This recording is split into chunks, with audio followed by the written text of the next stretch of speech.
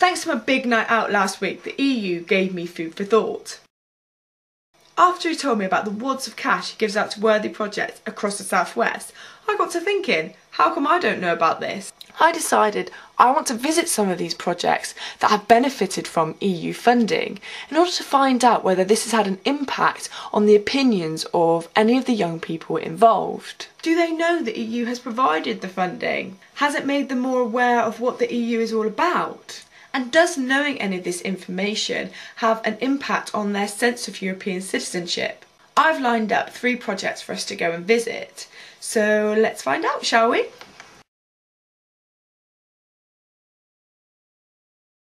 Do you guys feel like European citizens? Yeah, I do. No, I don't, because I don't know what it feels like to be part of a European community, and it's not been created for us to understand what it is to be like that. But no, I don't. No, I do. So did you know that actually City College Bristol has been part funded by the European Regional Development Fund? No. No. No, I didn't know that. And did you know there was a European election taking place on June the 4th this year? No, we didn't know.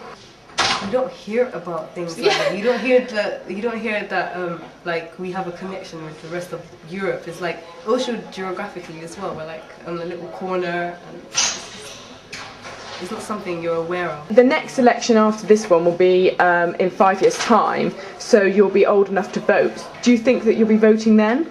I don't know. If there's more awareness, it depends on what we're voting for and why we're voting. How do you think we can increase awareness of Advertising, publicity, poster, word of mouth, being reported unbiasedly? Yeah, and maybe bring it in school, so from a younger age people are aware of it. We should have rallies, I think, in like local places. We should have rallies in local places where we have like representatives from all parties. Yeah. If you have students come in, it gets them more involved, and then the rallying and all the arguing and the oppositions will make you excited and like want to know more, and then maybe pick a side and stuff. If they come down to our level and we understand what they're saying, they're clear, everything that they're talking about, then yeah, we might be interested. We live here in the UK, and like the US elections has been more interesting than our own politics. Yeah. So if young people can get attracted to their politics, why can't we be the same?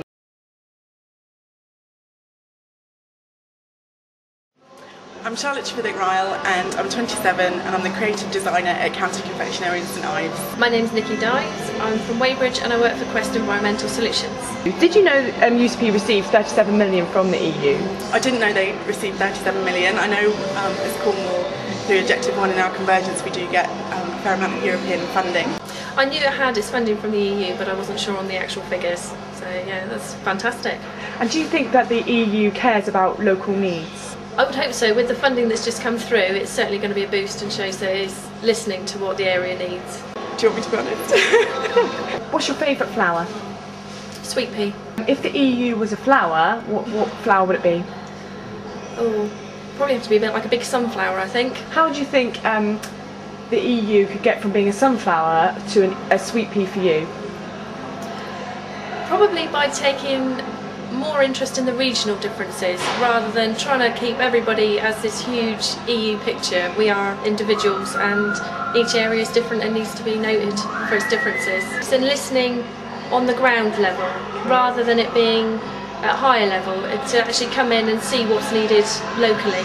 So it's not someone that's in Brussels, it's someone that's close and that is actually listening to what we need, yeah. What's your favourite chocolate bar? What's my favourite chocolate bar?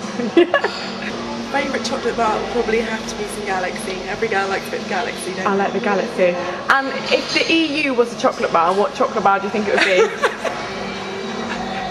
If the EU was a chocolate bar, I think it would be, I think the perception of it would be a big bar of Bourneville dark chocolate. Perhaps slightly rusty around the edges, but maybe needs to sort of get a bit of life back into the dark chocolate and make it a bit more known, a bit sexier. So in your opinion then, how would you say that the EU could get from being Bourneville dark chocolate to being a bar of Galaxy? I think just having a presence and just kind of being more involved in kind of community projects and showing that you know, people are there and candidates are around. And for sort of the younger population, I think you need to use some of the mediums. Young people are very savvy to new technologies that are coming through, and to be able to be part of that would be a really good thing.